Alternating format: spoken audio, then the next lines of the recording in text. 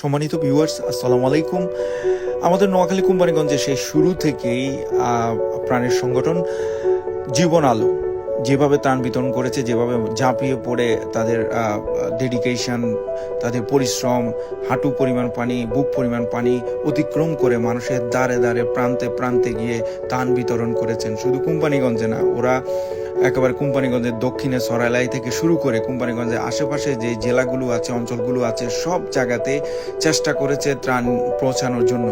মানুষের দ্বারে দ্বারে গিয়ে মানুষের কথা শুনেছে, মানুষের দ্বারে দ্বারে গিয়ে বিভিন্ন ধরনের ওষুধও বিতরণ করেছে তারা।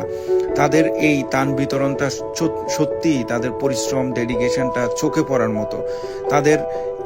তাদের সাথে আমি নিজেও একজন জীবন আলোর উপদেষ্টা হিসাবে আমি প্রাউড অফ দ্যাম যে আমি তাদের একজন পার্ট হিসাবে, কর্মী হিসাবে তাদের সাথে আছি।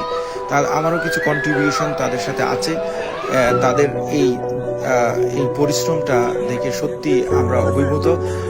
তাদের ত্রাণ বিতরণের কিছু চম্বুক অংশ আপনাদের সাথে তুলে ধরলাম। তার পাশাপাশি আমাদের যে বসুরহাট কোম্পানিগঞ্জে আরও অনেক স্বেচ্ছাসেবী প্রতিষ্ঠান যারা ত্রাণ বিতরণ করেছেন, মানুষের দ্বারে দ্বারে গিয়ে, প্রান্তে প্রান্তে গিয়ে, এবং বসুরহাটের ব্যবসায়ীরা অনেকে ত্রাণ বিতরণ করেছেন। আশ্রয় কেন্দ্রগুলোতে অনেকে খাবার পৌঁছে দিয়েছেন, খাবার রান্না করে দিয়েছেন। অনেক রাজনৈতিক প্রতিষ্ঠান এগিয়ে এসেছেন, রাজনৈতিক ব্যক্তিবর্গ এসেছেন, প্রবাসী ভাইয়েরা এগিয়ে এসেছেন। সবাইকে অসংখ্য অসংখ্য ধন্যবাদ এবং আন্তরিকতা জানাই। এবং ভবিষ্যতে আমি যদি কোনো সময় দেশে যাই, আমি একজন প্রবাসী, আমি জীবন আলো সংগঠনের সাথে জড়িত না, আমি অনেক মানবিক সংগঠনের সাথে জড়িত। আমি ইনশাল্লাহ যে যারা ত্রাণ বিতরণে এগিয়ে এসেছে, টাইমলাইনে ছিল, তাদেরকে চেষ্টা করব পুরস্কৃত করার জন্য। তাদেরকে আমরা যদি উৎসাহ প্রদান করি, পুরস্কৃত করি, তারা আগামীতে আরও তাদের ভালো ভালো কাজের জন্য উৎসাহিত হবে, তারা আরও ভালো কাজ করতে উদ্দীপনা পাবে, উৎসাহ পাবে। সবাইকে ধন্যবাদ জানিয়ে চম্বুক অংশটুকু আপনাদের সামনে তুলে ধরলাম। সবাই ভালো থাকবেন, ধন্যবাদ।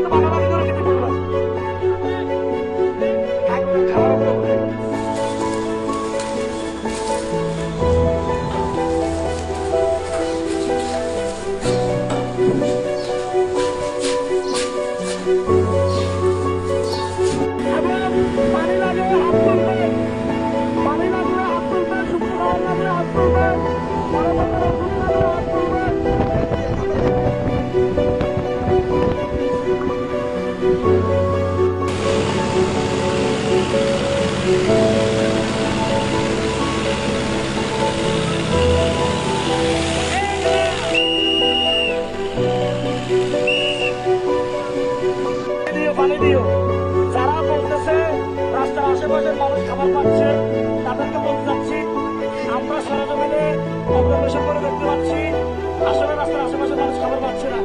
এখানে আমাদের সাথে জীবন স্বেচ্ছাসেবীরা সহ মঞ্জু আহমেদ সোশ্যাল অর্গানাইজেশনের সম্মানিত সভাপতি রয়েছেন, উনি নিজেও এটা অবজারভেশনের দায়িত্বে আছেন। আমরা এটা হচ্ছে মতামতটা আমরা আপনাদেরকে ইনশাআল্লাহ সঠিক সময় পৌঁছে দেব। আমরা দেখতে পাই এখানে রাস্তার পাশে খালি ভিতর থেকে বা ভিতর থেকে এলাকার মানুষদেরকে খাবার দিচ্ছে। এই এলাকার মানুষরা হচ্ছে সবাই হচ্ছে অস্তমিত, তবে তাদের কাছে এখন জবাব করা দরকার নেই, কারেন্ট নাই, গ্যাস নাই, ভিতরে রান্না করে খেতে পারতেছে না।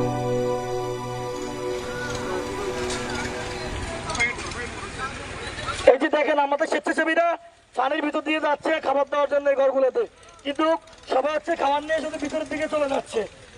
এখানে কেউ খাবারগুলো পৌঁছাচ্ছে না। আমি দয়া করে রিকোয়েস্ট করবো, শ্যানবাগা যে রোড, দুই পাশের হাজার হাজার পরিবার আছে, আপনারা খাবারগুলো পৌঁছানোর জন্য চেষ্টা করেন।